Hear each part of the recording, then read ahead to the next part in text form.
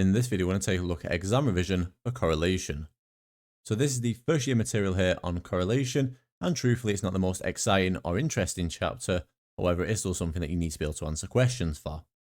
So what we're going to do here is run through 2 exam style questions for the first year material on correlation.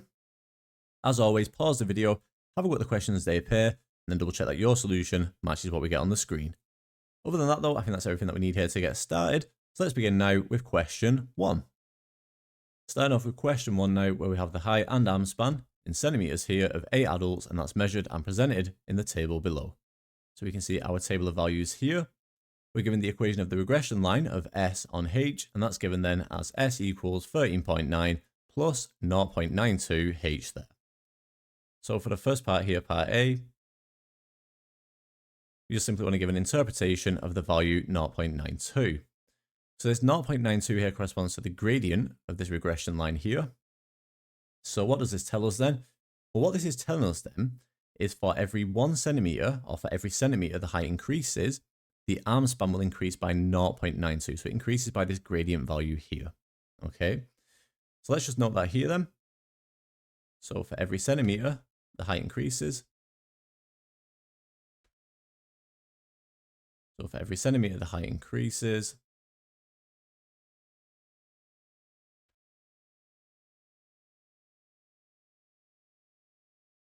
The arm span here will increase by 0.92. So the arm span will increase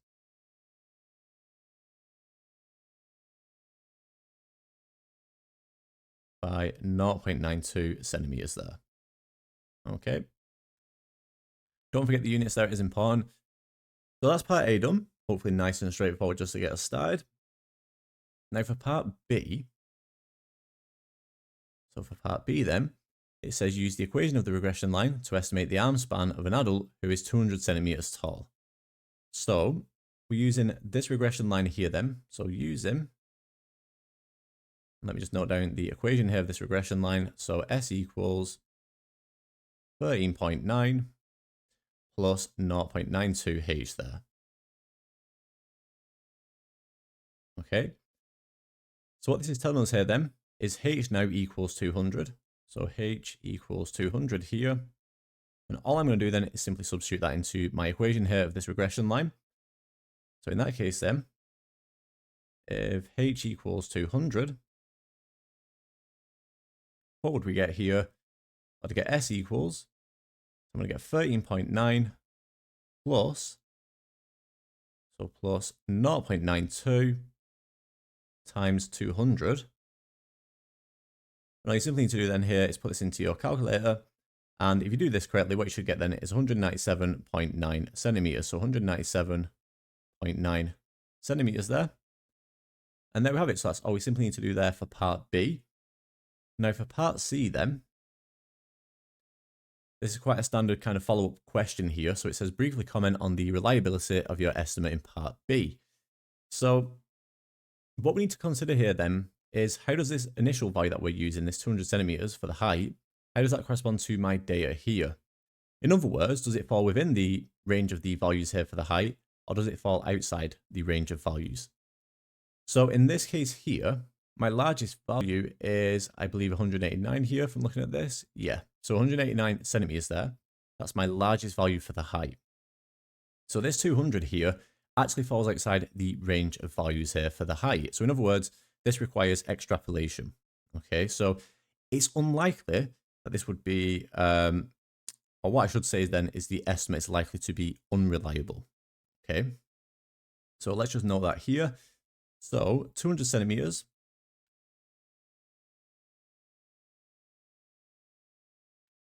falls outside the range of values for H.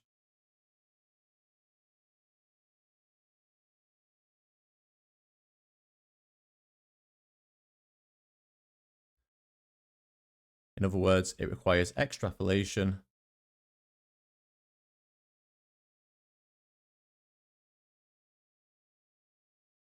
so therefore, the estimate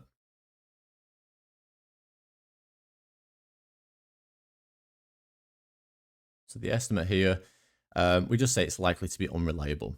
Okay, so it's likely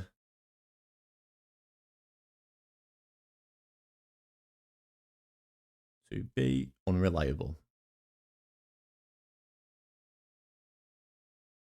Okay, and there we have it. So that's all we need there for part C.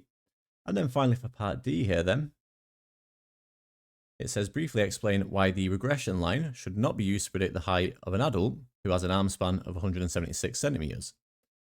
So why can we not use the regression line here?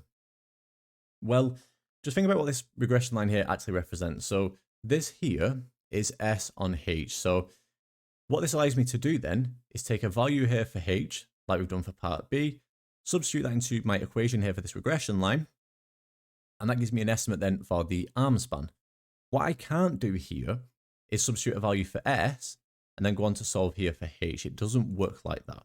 Okay, so in other words, this given regression equation should only be used to predict S given H. Okay, so let me just make a note of that here. So the given regression equation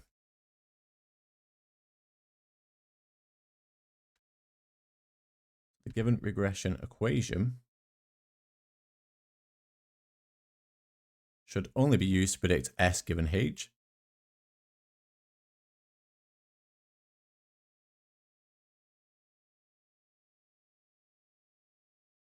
So that should only be used to predict S given H. Okay. So obviously we can use it if we're given a H value like we did for part B. I can't do it the other way around. So I can't use it then to predict H given S. Okay, like we've got here for part D. So in that case then, if we want to predict H given S, so to predict H given S,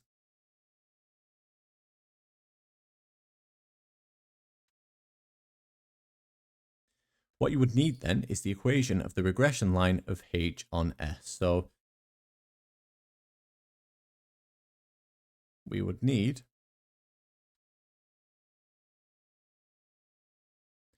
the equation, so I'll just call EQ, so the equation of regression line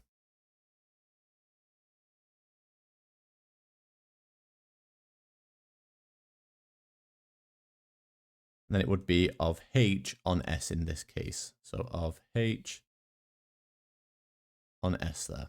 Okay, so just notice it's the other way around now. So I've gone into quite a bit of detail there for the last part. You only really need this last part here. So to predict H given S, we would need the equation of the regression line of H on S rather than this one here. But just so you can fully see why that actually is the case and why we can't predict this height here. Okay. But there we have it. So that gives the solution there to question 1. Moving on to the last question now, where we have an online revision program that's implemented for students studying maths at a local secondary school. The improvement in performance, M marks, is measured for each student along with their respective time, H hours that the student has spent studying using the online revision program. The results for a random sample of 8 students is presented below. So we can see the table of values here. Then we're told that a teacher calculates the equation of the regression line of M on H as M equals 1.6 minus 2.4 H. So for the first part then, it just says briefly explain how you know the equation of the regression line is incorrect. Now for part A, part B and part C here, there is basically no maths involved. So I don't really need to kind of write anything down personally. So all I've done is I've just typed the answers and we'll go through each one as we go. So for part A then, what you're looking for here is a discrepancy within the data and then the equation of the regression line. So what we say here then is the equation of the regression line would indicate negative correlation because the gradient here is negative. So if that's negative, what that's telling us then is the data is negatively correlated. If that was positive, then that would tell us the data is positively correlated. Okay, so this here indicates negative correlation. However, the data appears to be positively correlated. So if we look at the data then, what we're seeing here, generally speaking, is as H increases, so as H gets larger, M also gets larger as well. So the data appears to be positively correlated, so therefore the equation of the regression line must be incorrect. Okay, so that's all we simply need there for part A. Nothing more than that. So like we said, no maths involved, pretty dull, but that is just the way it is. So that's part A done. Now for part B, we're then given the correct equation of the regression line of m on h. So what we can see now is m equals minus 0.04 plus 3.19h. So notice now this is positive here, so that matches up with the data. So for part B then, it says given interpretation of the value 3.19. So again, pretty brief here. All we say then is this shows that for every hour spent revising, the revision program gives a 3.19 mark improvement. Okay, so for every hour that a student spends revising using the revision program, it increases their marks by 3.19. Okay, so like I said, really brief, but that's all we need there for part B. Now for part C here, it says briefly explain why it would not be sensible to use the regression equation to evaluate. So we've got two parts here. So for the first part, we have the value of m when h equals 10. So what we're looking at here then is whether this value of h, so h equals 10, is that inside the range of values for h here within the data, or does it fall outside that range of values? And in this case here, my largest value is 5. So we just say then that this falls outside the range of values for h because the largest value is 5. So therefore, it would not be sensible to use the regression equation. Okay, so that's all we need there for the first part. And then finally, for the second part here for part C, why would it not be sensible to use the regression equation to evaluate the value of h when m equals 12? And this is very similar to the last part of the previous question then. So the given regression equation should only be used to predict m given h. So to predict h given m, we would need the equation of the regression line of h on m. So we can't use this regression equation here, or the equation of this regression line, to find the value of h when m equals 12. Okay, so it wouldn't be sensible. And that's basically all we need there for part C.